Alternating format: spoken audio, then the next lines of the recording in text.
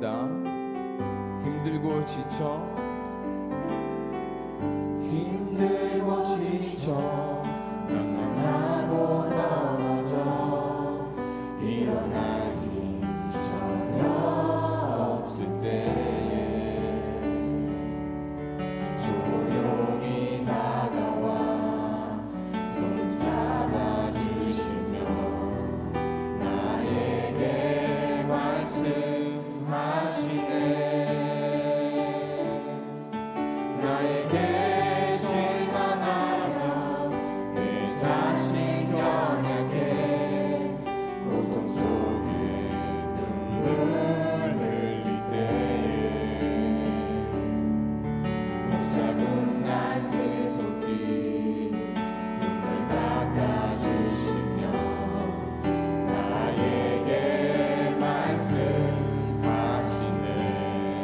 너는 내 아들이라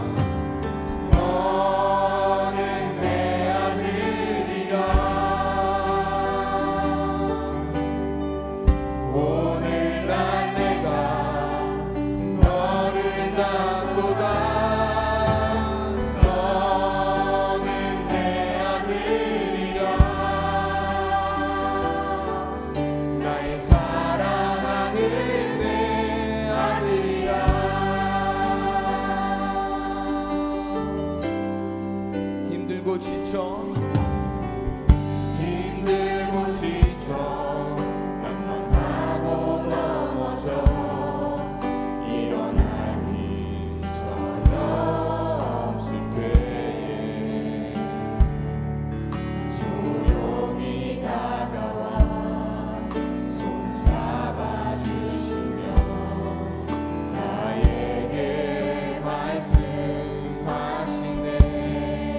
나에게 실망하며 내 자신 연약해 고통 속에 눈물을 흘릴 때 못자국 난 그 손길 눈물 닦아주시며 나에게 말씀하시네. 우리 함께 고백합니다. 너는 내 아들이라.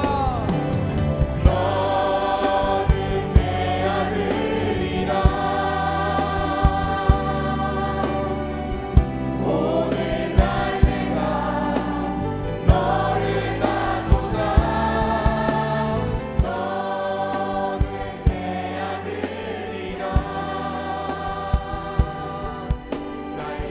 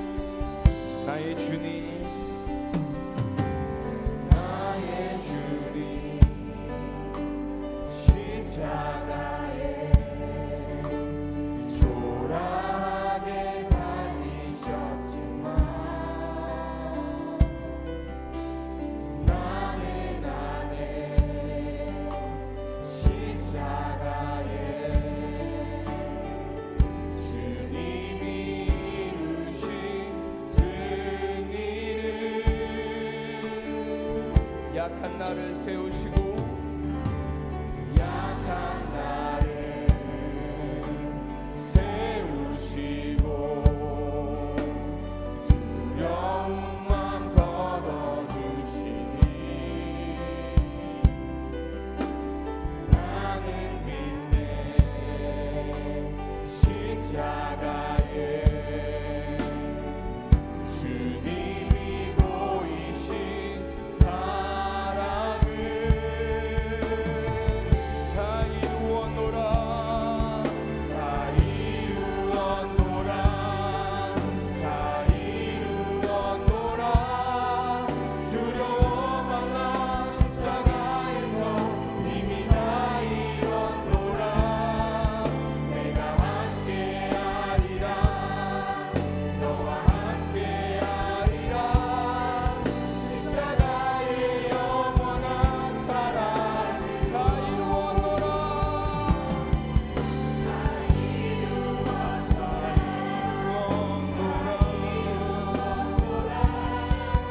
두려워만 나 십자가에서 이미 다 이뤘노라 내가 함께하리라 너와 함께하리라 십자가의 영원한 사랑으로 십자가의 영원한 사랑으로 십자가의 영원한 사랑으로 영원한 사랑으로 오늘 우리에게 주시는 하나님의 귀한 말씀은 전도서 3장 11절에서 15절 말씀입니다. 하나님이 모든 것을 지으시되 때를 따라 아름답게 하셨고 또 사람들에게는 영원을 사모하는 마음을 주셨느니라. 그러나 하나님이 하시는 일의 시종을 사람으로 측량할 수 없게 하셨다. 사람들이 사는 동안에 기뻐하며 선을 행하는 것보다 더 나은 것이 없는 줄을 내가 알았고 사람마다 먹고 마시는 것과 수고함으로 낙을 누리는 그것이 하나님의 선물인 줄도 또한 알았도다. 하나님께서 행하시는 모든 것은 영원히 있을 것이라. 그 위에 더할 수도 없고 그것에서 덜할 수도 없나니 하나님이 이같이 행하심은 사람들이 그의 앞에서 경외하게 하려 하심인 줄을 내가 알았도다. 이제 있는 것이 옛적에 있었고 장래에 있을 것도 옛적에 있었나니 하나님은 이미 지난 것을 다시 찾으시느니라. 아멘. 자, 우리 한번 오늘 말씀 따라해 보겠습니다. 먼저 영원을 품고 오늘을 살라. 자, 여러분이 해봅니다. 시작. 먼저 영원을 품고 오늘을 살라. 한 해의 마지막 보내는 주일, 우리 모두 한 해를 뒤돌아보면 각자의 형편과 느낌을 따라서 좋아 보이는 때도 있었고요, 때로는 슬퍼 보이는 때도 있었을 것입니다. 오늘 우리가 함께 읽었던 전도서 3장 앞부분에 보면 날 때와 죽을 때, 심을 때와 뽑을 때, 죽일 때와 치료할 때, 헐 때와 세울 때, 울 때와 웃을 때, 슬퍼할 때와 춤출 때 등 28개의 이럴 때 저런 때가 있다라고 말씀하고 있습니다. 그런데 오늘 우리가 함께 읽은 본문을 시작하는 11절 말씀에 보면 하나님이 모든 것을 지으시되 때를 따라 아름답게 하셨고 라고 말씀합니다. 그러니까 28종류의 별의별 때가 다 있는데 그런데 하나님과 함께하게 되면 그 어떤 것도 다 아름다운 것으로 바뀌어진다. 즉 어렵게 생각하지 말고요, 슬픔 또 울음, 고통도 하나님과 함께하면 놀랍게도 이것이 아름다운 것으로 바뀌어질 수 있다라는 것을 말씀하고 있습니다. 자, 어떻게 하면 우리의 한 해 동안 경험했던 모든 때를 아름답게 하시는 이 하나님의 은혜를 나도 누릴 수 있겠습니까? 저는 오늘 먼저 영원을 품고 오늘을 살라라는 제목으로 한 해의 마지막 주일을 보내는 저와 여러분에게 주시는 두 가지 은혜를 함께 나누고자 합니다. 먼저 첫째, 먼저 영원을 품어야 합니다. 자, 먼저 무엇을 품어야 된다고요? 영원. 다시 한번, 먼저 영원을 어떻게 하라고요? 품어야 합니다. 내가 영원을 품어야 한다라는 겁니다. 한번 여쭤보겠습니다. 영원이 있습니까? 없습니까? 네, 다 있다고 생각하십니까? 있습니다. 알파 오메가 처음과 나중 시작과 끝이신 하나님은 영원하신 분이십니다. 영원은 하나님께 속한 것인데 우리 인간은 누구의 형상과 모양대로 지음받았다? 하나님의 형상과 모양대로 지음을 받았습니다. 그래서 오늘 본문 11절 앞부분을 보니까 다 같이 한번 읽어봐요. 하나님이 모든 것을 지으시되 때를 따라 아름답게 하셨고 또 사람들에게는 영원을 사모하는 마음을 주셨느니라. 자, 그러니까 하나님의 형상과 모양대로 지음받은 우리에게는 영원을 사모하는 마음을 하나님께서 이미 우리들의 DNA에 세팅을 해 놓으셨다. 왜? 하나님의 형상과 모양대로 지음받은 존재이기 때문에. 그런데 우리들을 도둑질하고 죽이고 멸망시키려고 하는 원수 마귀가 죄를 심었습니다. 그래서 우리 인간에게서 영원하신 하나님과의 관계를 끊어버린 것이에요. 그 이후부터 우리 인간은 영원히 형벌로 바뀝니다. 그래서 애써서 영원을 피하려고 하고 현실의 종이 되어서 사망을 늘 두려워하면서 살아가는 타락한 존재가 되고 말았습니다. 여러분 혹시 욜로족이라는 말 들어보셨죠? 처음 듣는 건 아니죠? 네, 욜로족, You only live once. 그러니까 위에 대문자만 4개를 따서 앞머리 글자만 따서 욜로, 한 번뿐인 인생을 사니까 그냥 현재를 위해 살아라. 뭐 복잡해, 여행이나 다니고 그냥 이렇게 해보지 못할 거라도 용감하게 한번 모험해보고 한 번밖에 없는 인생이니까 한번 모험하지, 뭐 도전하지, 그러면서 살아가자는 그런 어떤 현재의 즐거움을 포기하지 않으려는 태도를 가진 그런 삶의 모습을 얘기하는 거죠. 하지만 지혜가 무엇이겠어요? 지혜라는 것은 곧 다가올 내일, 미래를 생각하면서 오늘 현재를 참고 인내하는 것이 바른 인생의 지혜가 아니겠습니까? 자, 우리가 잘 아는 요셉이라는 사람을 보십시오.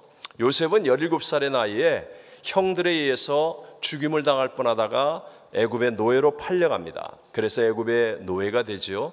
거기에서도 성실하게 살았는데 억울하게 누명을 쓰고 감옥살이까지 합니다. 참 힘든 세월을 지냅니다. 그러나 요셉은요, 하나님이 약속하신 그 꿈을 붙들고 오늘을 참는 거예요. 반드시 다가올 미래, 내일을 바라보면서 오늘을 참고 성실하게 살아가는 겁니다. 그랬더니 30살의 나이에 하나님의 섭리이지만 애굽의 국무총리가 되고, 그리고 110살 그가 죽을 때까지 무려 80년 동안을 가족과 나라와 열방을 살리는 빛된 인생을 사는 사람이 되어지더라는 것입니다. 만약에 여러분 요셉의 노예 생활 또는 감옥 생활의 그 단면만을 잘라놓고 본다면 이건 너무 힘든 세월이고 억울한 세월입니다. 하지만 요셉의 인생 전체를 놓고 한번 보십시오. 요셉의 노예 생활은 그토록 위대한 인생이 되기 위한 보약과 같은 아주 가치 있는 시간이 노예 생활이었습니다. 그리고 요셉이 그토록 위대한 인생을 살 수 있는 그 기초가 되는 삶이 감옥 생활이었습니다. 그러니까 전체를 놓고 보면 모든 것이 다 아름다운 일이 되어진다는 것이죠. 말세가 되면 이 세상은 자꾸만 이상하게 우리를 현실에다 묶어두려고 합니다. 그래서 뭐 금수저 또는 뭐 흙수저 뭐 이런 말들 많이 사용하잖아요. 이런 말투, 이런 생각들을 통해서 마치 출생이 우리의 모든 것을 이미 결정해 버린 것처럼 우리로 하여금 이런 거짓말에 속도록 하는 거예요. 여러분도 옛날에 삼포 세대 뭐 이런 말 들어봤죠? 젊은이들을 향하여 삼포, 3가지를 포기했다. 그 포기한 3가지가 뭐라고 그래요?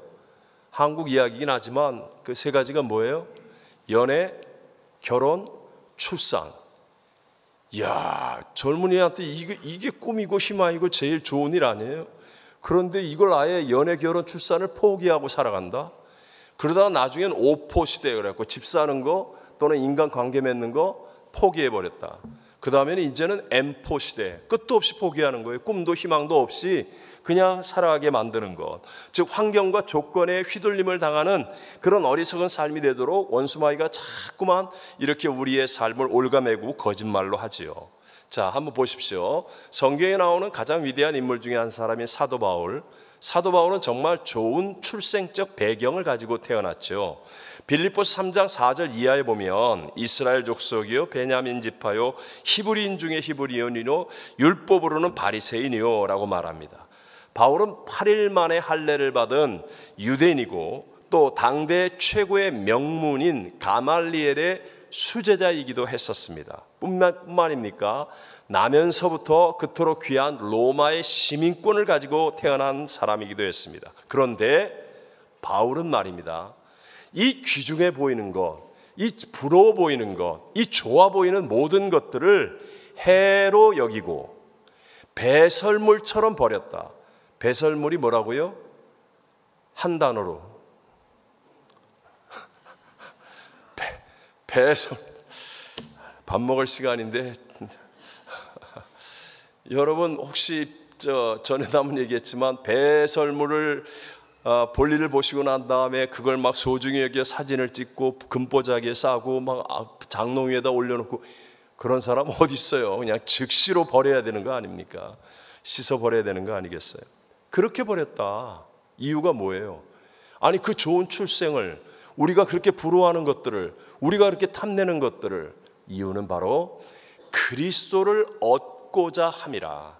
예수 한 분이면 충분하기 때문에, 예수님 안에 그 모든 것들이 있는데 그것들은 예수님이 줄 수 있는 영생과 영원을 주지 못하기 때문에. 사도 바울은 이렇게 고백하죠.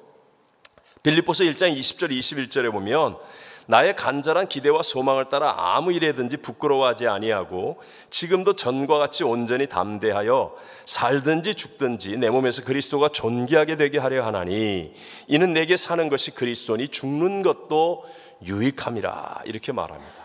사도 바울이 예수님을 만나고 예수님 안에서 영생, 영원을 품고 나니까 그 다음에 출생, 상황이나 조건 이런 거 아무 상관없더라. 또 죽는 것도 두려워하지 않는다. 그러니까 사도 바울은요 정말로 보석처럼 빛나는 존귀하고 가치 있고 보람된 인생을 살아갈 수 있는 사람이 된 것이었습니다. 자, 어렵게 생각하지 말고요, 우리 종종 제가 얘기하지만 이 컵에 물이 있습니다. 근데 이 컵에다가 누가 와서 침을 탁 뱉어요. 그러면 이 물 어떻게 해야 돼요? 버려야지요. 버려야죠. 침을 탁 뱉은 걸 여기다 올려놓고 나보고 먹으라 그러면 되겠습니까? 버려야겠죠. 그런데 호수가 있습니다. 배를 타고 다니는 어마어마한 호수에 누가 침을 탁 뱉어요. 호수물 다 버려요? 아무 상관없어요. 그 거대한 호수에 보니까 저 끝에 어린아이가 꼬추를 내놓고 소변을 보고 있어요. 그 호수물 영양 있을 것 같아요? 영양 없습니다. 마찬가지로 영원을 품고 사는 사람이 되면 마치 호수와 같은 크기예요. 누가 뭐라 그래도요 휘둘림을 당할 일이 없어요. 누가 뭐 잘됐다, 누가 뭐 성공했다, 누가 새 차 샀다, 누가 어떻게 됐다, 그게 별 상관없어요. 영원, 영생을 품고 살면 그냥 내게 가장 소중하고 가치 있는 그리스도와 함께하는 삶을 사는 거예요. 근데 영원이 없으면 그저 현실만 보여요. 누가 뭐 한마디만 하면 삐지고, 누가 뭐 어떻게 좀 잘됐다 그러면 배 아프고, 뭐가 어떻다 그러면 막 어쩔 줄을 몰라 하고, 컵 안의 물처럼 이렇게 비참한 인생을 살아갈 수밖에 없다는 것이죠. 자, 우리 지난주에 배웠잖아요. 임마누엘이 되신 우리 주 예수님, 예수님은요 가장 작은 골 베들레헴에 가장 낮은 마구간 말밭통에서 출생하셨습니다. 가난한 천민의 마을인 나사렛에서 힘든 목수의 아들로 자라셨습니다. 그리고 가장 무서운 죄인의 형틀, 가장 흉악한 사형틀인 십자가에서 강도 두 사람과 함께 못 박혀 죽으셨습니다. 죄도 없고 흠도 없으신 그분이 벌거벗김을 당하고 침뱉음을 당하고 주먹질을 당하고 조롱을 당하고 머리에 가시면류관 쓰시고 온몸에 채찍에 맞아 살이 다 뜯겨 피투성이가 되어지고 결국은 양손과 양발에 대못을 박히시고 옆구리에 창 찔려 온몸에 물과 피를 한 방울도 남기지 않고 다 쏟고 죽으셨다는 거예요. 여러분, 시작부터 끝까지 정말 힘들고 어려운 삶이었어요. 그런데도 불구하고 예수님은 영생을 품고 계세요. 영생을 품고 계시기 때문에 십자가에 못 박는 사람을 용서하십니다. 이 세상의 모든 사람들을 용서하고 사랑하셔서 쉽게 말하면 호수 같은 태도를 가지고 사시는 거예요. 그러니까 십자가에서 죄도 흠도 없이 죽으시는 그 아버지의 뜻을 그대로 순종할 수 있었고, 부활의 첫 열매가 되어서 오늘 모든 믿는 자의 구세주가 될 뿐만 아니라 세상의 하늘 위의 것, 땅 아래 것, 모든 것들의 만물이 예수님께 무릎 꿇고 예수님을 높이는 삶의 승리를 이루게 된 줄로 믿습니다. 제가 참 좋아하는 성경이에요. 히브리서 12장 2절에 보면 믿음의 주여 또 온전하게 하시는 이인 예수를 어떻게 하자? 바라보자. 그는 그 앞에 있는 기쁨을 위하여. 옛날 개역 성경에는 즐거움을 위하여 이렇게 되어 있어요. 예수님이 십자가에서 죽으시는데 그 앞에 있는 기쁨을 보시고 그것을 위하여 십자가를 참으사 부끄러움을 개의치 아니하시더라. 그러더니 결국 하나님 보좌 우편에 앉으셨느니라, 이렇게 말씀합니다. 이 세상에 육체를 가지고 산 사람 중에 천국에서 온 분은 예수님 밖에는 없습니다. 하늘의 영광과 끝을 아시는 분은 예수님이세요. 그러니까 예수님은 지금 고난이 있고 어려움이 있음에도 불구하고 그 앞에 있는 기쁨을 아시기 때문에요, 그것을 바라보시면서 부끄러움을 개의치 아니하고 십자가를 참으시고 십자가에서 다 이뤘다 하시고 죽으시고 부활 승리하신 저와 여러분의 구세주가 되신 줄로 믿습니다. 여러분, 이걸 잘 명심해야 됩니다. 혹시 지난 한 해를 뒤돌아보면 답답한 일이 있으셨습니까? 아니면 억울한 일, 슬픈 일들이 지금 기억되고 있습니까? 뜻대로 되지 않아서 고난 가운데 있다라고 생각하는 분이 계십니까? 여러분, 내 힘으로 해결이 안 되지만 내게 영생을 품게 하시는 예수님을 바라보게 되시기를 바랍니다. 예수님 바라보시라는 거예요. 자, 요한복음 3장 16절 한번 의미 있게 다시 한번 다 같이 읽어봅시다. 하나님이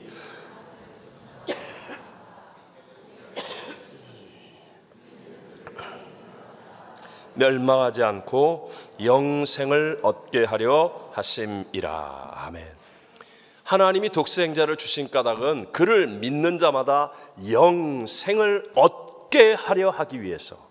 여러분, 이 영생이라는 것, 여러분 이걸 작은 것으로 여기서는 안 됩니다.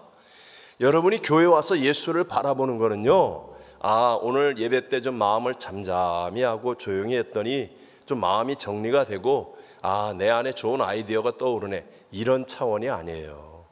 내가 막 마음이 분주했는데 오늘 와서 좋은 말을 듣다 보니까 그래 뭐 정리가 좀 됐네, 이런 차원이 아니에요. 예배는요, 이 세상에서 줄 수도 없고 여러분이 아무리 노력하고 개발해도 나올 수도 없는 영원한 생명, 사망을 이기고 부활하는 생명, 병을 이기고 가난을 이기고 죄악을 이기고 원수마귀를 이기는 하나님이 주시는 영원한 생명이 오직 예수 그리스도를 바라볼 때 그때 그 생명이 내게 임하는 것이고, 이 생명을 품고 살아가면 놀랍게도요, 우리의 삶에 문제가 있고 대적이 있고 어려움이 있는데도 불구하고 이 생명이 주는 놀라운 용기, 지혜, 은혜, 힘을 가지고 나도 모르게 점점 이기는 자의 삶을 살아가게 될 줄로 믿습니다.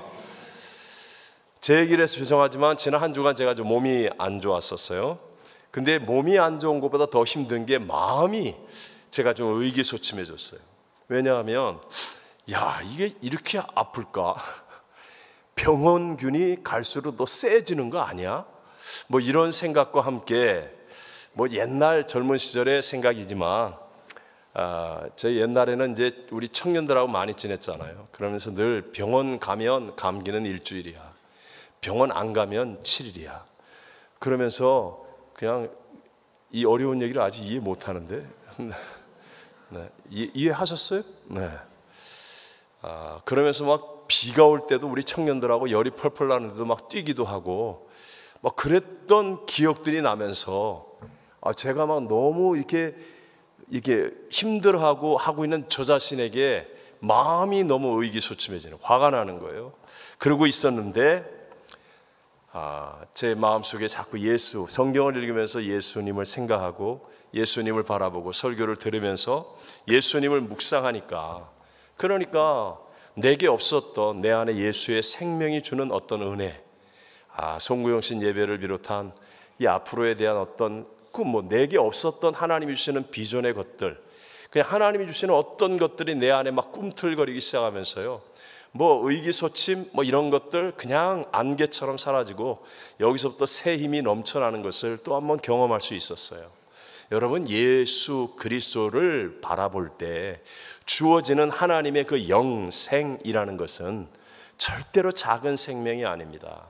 저와 여러분이 해결할 수 없는 인생의 문제와 우리의 힘으로 극복하지 못하는 어떤 것들도 능히 이기게 하시는 하나님께서 우리에게 주시는 사망을 이기고 부활 승리하게 만드는 진짜 위대한 생명인 것을 믿게 되시기를 바랍니다. 그래서 우리는 어제나 오늘의 영원토록 동일하신 예수님을 바라봐야 돼요. 예수님을 묵상해야 돼요. 예수의 이름을 불러야 되는 겁니다. 그럴 때 내 안에 나도 모르는 사이에 내 육신의 눈으로 안 보이고 귀에 들리지 않고 손으로 잡히지 않지만 예수님 영생을 얻게 하려 함이라 그랬잖아요. 예수를 믿는 자에게 영생을 얻게 하기 위해서 하나님이 독생자를 주신 거 아니에요. 그 예수의 이름을 부르고 바라보고 생각하고 묵상할 때 나도 모르는 사이에 내 안에 예수의 생명이 임하게 되고, 그래서 점점 내가 전혀 생각하지 못했던 새로운 꿈과 비전이 나오고 용기가 나오고 평강이 나오고 기쁨이 나오고 새 힘이 솟아나서 우리로 하여금 승리의 길을 걸어가게 해 주실 줄로 믿습니다. 자, 두 번째가 우리가 예수를 믿어서 영원을 품었다고 한다면, 영생의 생명을 가졌다고 한다면, 이 말의 표현이 참 어려웠는데 다른 특별한 말이 생각이 안 납니다. 거꾸로 오늘을 살아야 합니다. 어떻게 살라고요? 거꾸로 오늘을 살아야 한다. 어떻게 오늘을 살라고요? 거꾸로. 이해가 안 돼도 이제 조금 설명을 할 테니까 거꾸로 오늘을 살아야 된다. 제 얘기 좀 하겠습니다. 제가 하나님의 부르심을 굉장히 이렇게 좀 순종하지 않고 있었던 그런 어떤 나름대로의 그 시간 속에서 이제 결국은 항복을 하고 그리고 순종하게 되었을 때 저에게 끝까지 남아 있었던 두 가지의 문제가 있었습니다. 그것이 바로 새벽 예배와 순교에 대한 문제였습니다. 저는 밤은 꼴딱 세울 수 있는데 새벽은 좀 자야 돼요. 그래서 저는 이게 이 올빼미형이지 새벽에 일어나는 스타일이 아닙니다. 그런데 이게 부르심의 응답에서 주의 종이 되면 이게 새벽 예배는 빠지지 않고 드려야 되잖아요. 새벽 예배 안 드리면 이게 하나님 망신이고 목사 망신이고 이게 무슨 망신입니까? 그래서 나는 새벽 예배를 못 드려서 나는 안 됩니다. 그러고 있었던 마지막 남은 두 가지 이유 중에 하나가 바로 그 새벽 예배였거든요. 근데요, 그 다음날 아침부터 하나님이 저를 침대에서 떨어뜨리셨어요. 그래서 제가 횟수로 정확하지는 않지만 20여 년 정도는 침대 생활을 했을 텐데, 그런데 침대에서 어떻게 떨어집니까? 제가 애도 아니고. 그런데요, 새벽 4시에 그냥 떨어져가지고 정신을 차리고 시계를 보니까 새벽 4시야. 그날 새벽 예배를 갔다 왔어요. 그 다음 날은 내가 조심하려고 벽 쪽으로 붙어서 물도 안 마시고 화장실 안 가려고, 그래서 그냥 아주 정말로 누가 이렇게 들어다가 바깥 패대기 치는 것처럼 저만큼 가서 둘째 날 떨어졌어요. 꽈당! 그리고 떨어졌어요. 그리고 그 다음 셋째 날부터는 자동 기상. 그때부터 지금까지 거의 50년은 안 됐지만 새벽 예배 드리는데 단 한 번도 무리가 없었어요. 네. 그러니까 그 문제가 너무 쉽게 해결되더라고요. 하나님이 한 2번 내다 던지니까 그냥 금방 해결이 됐어요. 근데 두 번째가, 저는 그때 주의 종에 대한 관심이 없었기 때문에 주의 종이 되면 다 순교하는 줄 알았습니다. 아프리카에 가든지 북한으로 가든지, 그래갖고 막판엔 순교한다.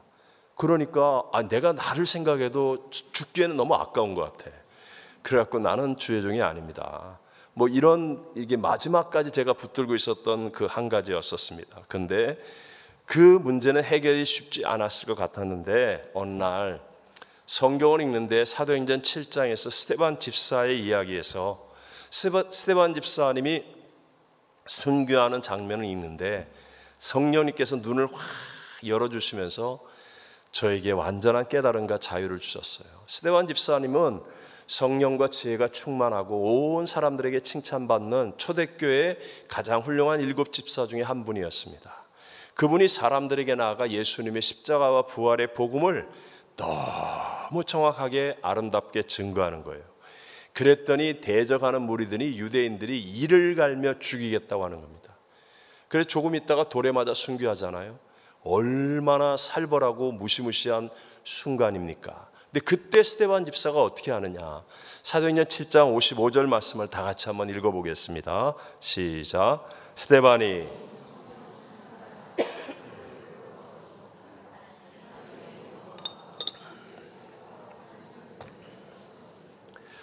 자 보세요. 스데반이 성령 충만하여서 그 다음에 뭘 했다고요? 하늘을 우러러 주목하여. 이 말이 무엇인지 아십니까? 스데반은요 끝을 보았다는 거예요. 끝을 보았어요. 하나님의 영광, 예수께서 하나님 보좌 우편에 서신 것, 그 끝을 보았다는 거예요. 그랬더니 그 끝을 확실히 딱 보고 나니까 지금 막 무리와 군중들의 함성과 욕설과 그 무서운 살기등등한 것이 두려웠을까요? 안 두려웠을까요? 두려웠을 것 같아요? 안 두려웠을 것 같아요?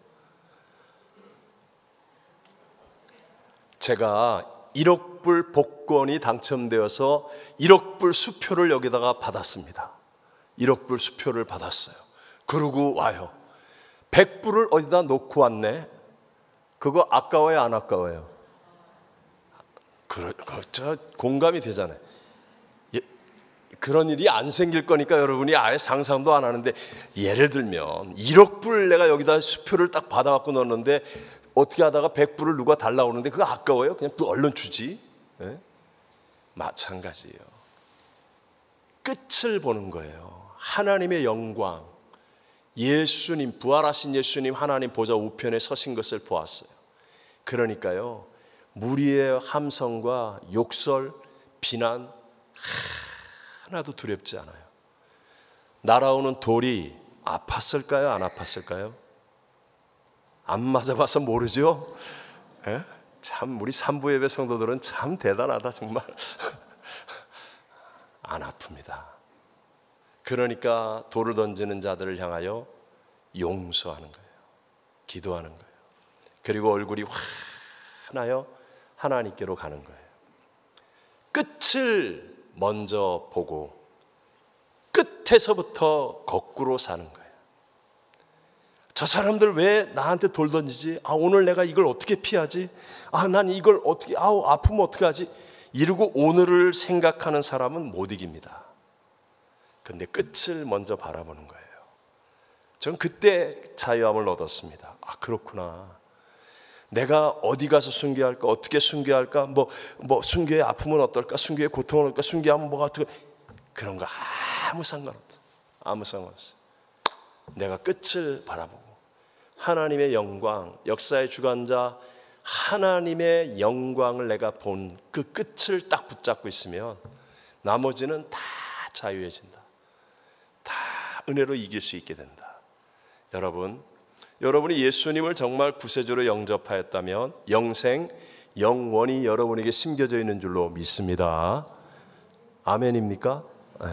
여러분에게 영원히 있다면, 품었다면, 그렇다면 여러분 해결되지 않는 문제가 있을 때 여러분은 끝에서부터 해야 돼요. 끝에서부터 거꾸로 사는 거예요. 끝에서부터 거꾸로 살면 해결되어집니다. 놀라운 하나님의 역사하심을 체험할 수 있다는 것이요.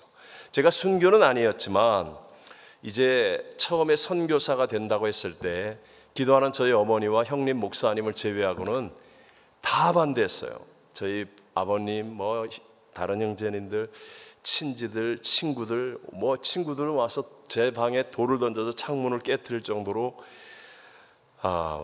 아주 극심하게 반대했었죠. 실제로 제가 선교사가 되기 위한 현실의 상황도 한심할 정도로 막막하고 그랬었습니다. 근데 당시에 제 소원은 딱 하나였어요. 정말로 제 소원은 주님과 함께하는 것. 주님 한 분이면 된다. 주님과 함께하는 것, 나머지 다른 것들은 정말 중요한 게 없더라고요. 아무것도 중요한 게 없었어요. 그런데 여러분, 마태복음 마지막 절 보면 28장 20절에 뭐라 그래요? 볼지어다 내가 세상 끝날까지 너희와 항상 함께 있으리라 그랬잖아요. 우리 주님이 약속했잖아요. 저는 이 약속의 말씀을 딱 붙잡았습니다. 이 끝을 주님이 나와 항상 함께 하신다, 이 약속의 말씀을 딱 붙잡고 그 앞 구절을 보니까 19절과 20절에 너희는 가서 모든 민족을 제자로 삼아 아버지와 아들과 성령의 이름으로 세례를 베풀고 내가 너희에게 가르쳐 분부한 모든 것을 가르쳐 지키게 하라. 그러면 볼지어다 내가 세상 끝날까지 너희와 항상 함께 있으리라. 이렇게 되는 거예요. 내가 끝을 딱 붙잡고 나니까 그 다음에요, 이 앞에 어디를 가느냐, 뭘 하느냐, 언제 가느냐, 어떻게 하느냐 하나도 문제가 안 돼. 하나도 문제가 안 돼. 그냥 다 순종이 되는 거예요. 다른 사람들은 찾아와서 너 알지도 못하는 나라에 어떻게 가니? 너 언어도 못하는데 아는 사람도 없는데 너 준비도 안 됐는데 뭐 오라는 데도 없는데 그거 다 맞는 얘기예요. 그런데 저한테는요, 끝을 딱 붙잡았어요. 볼지어다 내가 세상 끝날까지 내가 너와 항상 함께 있으리라. 이걸 딱 붙잡고 나니까 나머지는요, 거꾸로 하니까 너무 쉬운 거예요. 괜찮아. 그냥 하나님이 하라는 대로 하면 돼. 괜찮아. 근데 정말로 아름답게 이루어지더라는 것입니다. 여러분, 우리 모두가 잘 아는, 예를 들어 설명을 위해서 우리의 신앙에도 중요한 말씀 중에 하나가 마태복음 6장 33절 아닙니까?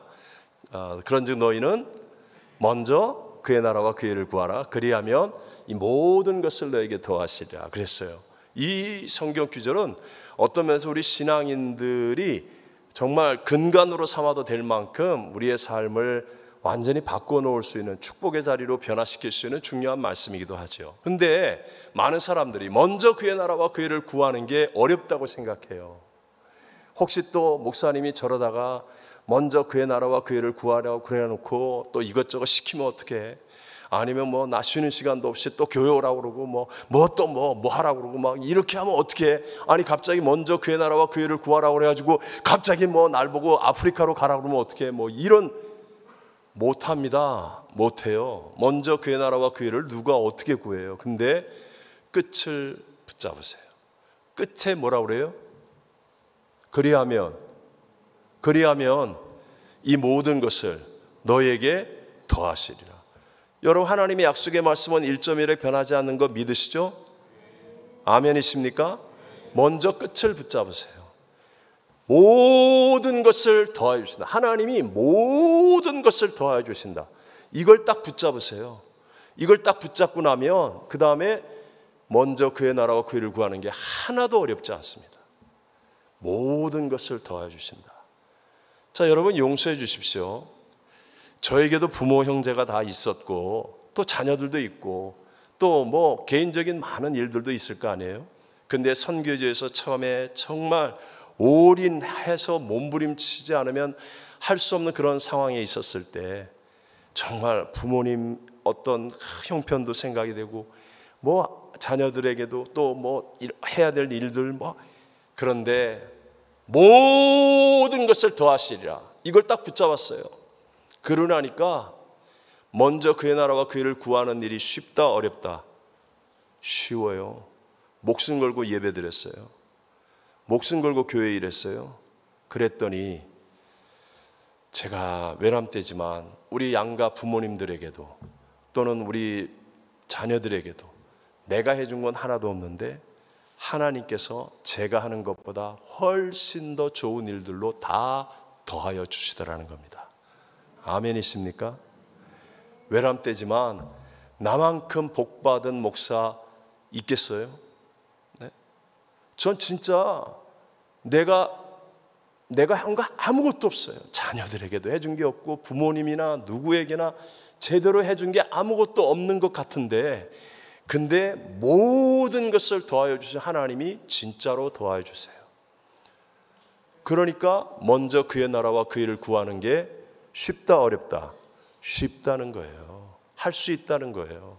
끝을 붙잡으세요. 여러분, 성도들에게, 이민생활하는 사람들에게 11조 참 쉽지 않죠?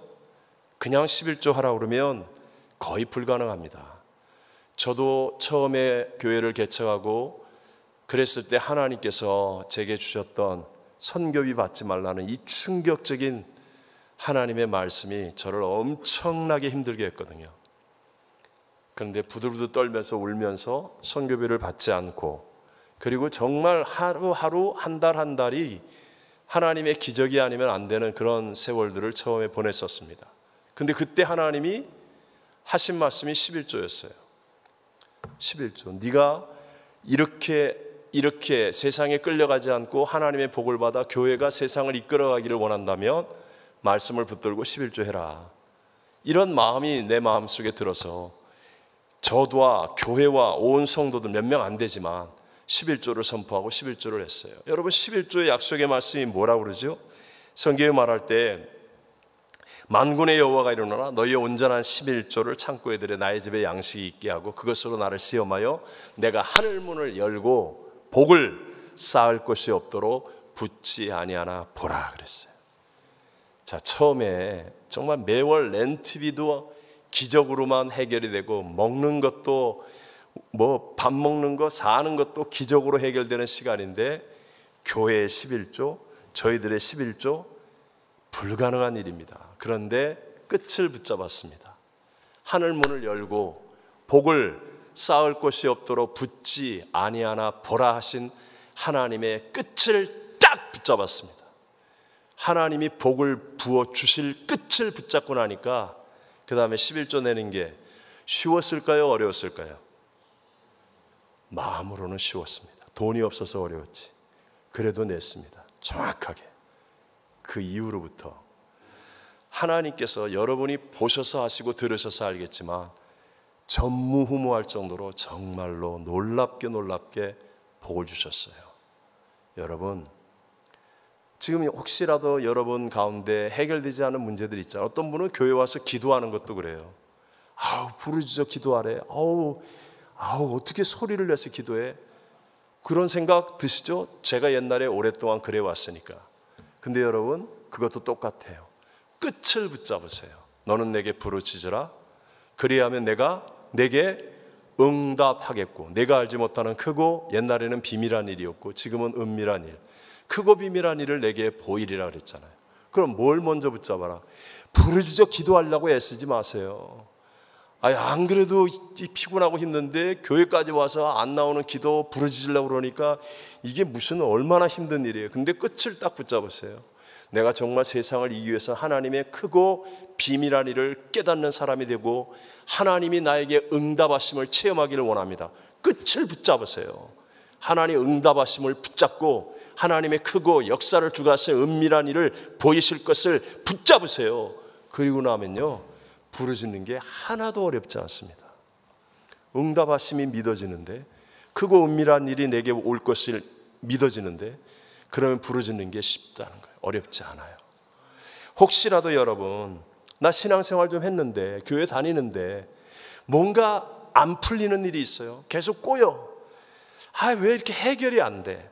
이런 일 있다고 생각하십니까? 그것은요, 하나님이 주신 영원이라는 것을 품고 있지 않아서, 아니면 품고 있다 할지라도 하나님의 약속의 끝을 똑바로 붙잡고 있지 않기 때문에 어떻게 하느냐? 자꾸 내 힘으로 오늘을 바라보는 거예요. 내 힘으로 오늘을 살려고 하는 거예요. 그래서 교회를 다니면서 열심히 해요. 오늘 하루도 누구보다 열심히 해. 일찍 일어나고 늦게 자고 막 이 일도 하고 저 일도 하고 막 다 해. 그런데 자꾸 꼬여요. 자꾸만 뭐가 안 돼. 내가 이렇게 열심히 살면 뭐가 돼야 될 것 같은데 안 돼. 그게 왜 그래요? 끝을 똑바로 먼저 붙들고 있지 않기 때문에, 오늘을 살고 있기 때문에 먼저 끝을 확실하게 딱 붙잡으세요. 하나님이 약속한 역사의 주관자 1.1획 변하지 않은 약속의 말씀대로 이루시는 하나님의 끝을 딱 붙잡고 그리고 거꾸로 사는 거예요. 거꾸로. 그러면요, 오늘의 삶이 하나님께 맡길 수 있고 하나님과 함께 동행하고 하나님을 순종하면서, 그래서 처음에는 조금 내 생각과 다른 걸음을 걷는 것 같은데 시간이 지나면 지날수록 놀랍게 하나님의 일하심과 하나님의 역사하심의 풍성함을 누리는 승리의 자리에 있게 될 줄로 믿습니다. 물론 여러분, 제가 이렇게 얘기하면 처음에는 쉽지 않아요. 아, 그래, 나도 그렇게 살아야지. 끝을 내가 먼저 붙잡고 거꾸로라도 한번 살아볼 거야. 그리고 딱 하나님 예배 드리고 이제 하나님이 영혼이 잘된 같이 이렇게 하면 끝을 딱 붙잡고 살겠다고 결심하고 딱 나갔는데 주차장에서부터 내 차를 가로막고 있는 이중주차한 인간이 어디 가는지 안 보이는 거예요. 현실이 더 크게 보이는 거예요. 밥 먹으러 갔더니 오늘 맛있는 거 했는데 그냥 오뎅국이 다 나갔대. 없대. 내 거는 그냥 현실이 보이는 거예요. 그러면 끝이 싹 사라지고 현실만 보여. 현실만. 이런 과정을 누구나 겪어가는 거예요. 저도 겪었고요. 그래서 끝을 붙잡고 살아야지 그랬는데 현실이 더 크게 느껴져. 이거를 계속해서 예배드리고 말씀 붙들고 기도하고 그리고 성령께서 나와 함께 하시기 시작하면 점점 끝이 더 확실하게 보여지고 현실이 끝의 약속 속에서 묻혀지는 거예요. 여기까지 가는 게 바로 신앙생활입니다. 이게 예배의 습관입니다. 그래서 끝을 딱 붙잡는 훈련. 현실이 확 크게 다가올 때도 잠깐 정신 잃어버렸다가 다시 내게 약속한 끝을 딱 기억하고 붙잡고 거꾸로 살아야지. 그런데 또 현실이 부딪히면서 막 현실에서 막 몸부림치다. 아니야, 내가 끝을 붙잡고 거꾸로 살아야지. 이걸 훈련하는 거예요. 이게 예배입니다. 이게 기도입니다. 성령이 함께 하시기 시작하면 내게 이 끝이 확실하게 믿어지는 믿음이 생기고 거기서부터 거꾸로 살아가는 놀라운 승리의 열매를 맺게 될 줄로 믿습니다. 2024년 마지막 주일이 끝이겠습니까? 여러분이 어떤 자리에 오르고 아니면 소원을 성취하는 그것이 끝이겠습니까? 아니면 우리 모두에게 다가올 죽음이 인생의 끝이겠습니까? 아닙니다, 여러분. 그게 끝이 아닙니다. 왜? 하나님은 영원하신 분이에요. 우리도 영생해야 할 존재예요. 여러분, 우리의 끝이 예수님 안에서 좋은 끝이 예배되어져 있음을 믿어야 합니다. 그래서 그 끝을 말씀과 기도를 통하여 많이 깨닫는 거예요. 내 가정에서, 직장에서, 또 내가 하는 어떤 일, 학업, 또 모든 그 분야에서 자꾸만 하나님의 약속의 끝을 딱 붙잡고 그리고 끝에서부터 거꾸로 살아간다면 오늘 내게 문제가 되어지고 내가 할 수 없는 것 같고 내 힘으로는 안 될 것 같은 그런 것들까지도 능히 극복하게 하시는 하나님의 생명을 누리면서 승리하는 사람이 되어질 줄로 믿습니다.